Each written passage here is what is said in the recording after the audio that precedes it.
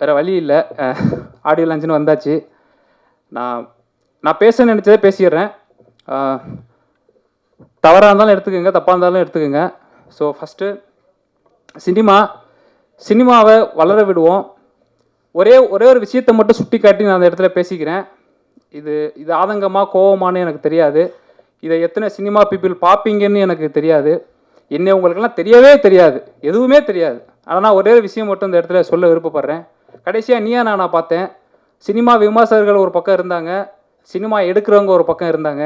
நல்ல கலகலப்பான ஒரு நீயா நானா.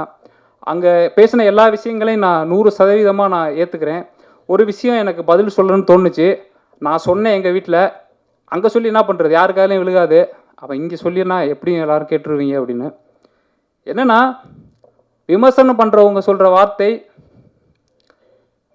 அவங்களும் தொழில் தானே பண்ணுறாங்க, நாங்கள் விமர்சனம் பண்ணுறோம், அப்போ அது பிஸ்னஸ்னால் நீங்கள் படம் எடுக்கிறதும் பிஸ்னஸ் தானே. அதுக்கு Gopinath sir, S it's also business and this is also business. Every thing is business, I know that.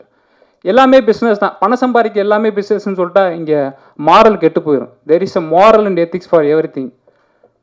Cinema தயாரிப்பாளர்கள் அது பிஸ்னஸ் என்றால், சினிமா தயாரிப்பாளர்கள் படம் எடுப்பதை 1 மாதம் நிறுத்திட்டாங்கன்னா பல குடும்பங்கள் ரோட்டில் நிற்கும். விமர்சனம் பண்ணுறவங்க ஒரு நாள் விமர்சனம் பண்ணாமல் இருந்து பாருங்கள், ஒன்றுமே ஆகாது. அடுத்த படம் வரும் பண்ணலாம். 2 பிஸ்னஸ் ஒன்றும் கிடையாதுங்க. ஸோ அந்த கருத்தை நான் இங்கே சொல்லணும்னு நினச்சேன். சினிமாவை வாழ விடுவோம், சினிமாவை வளர விடுவோம்.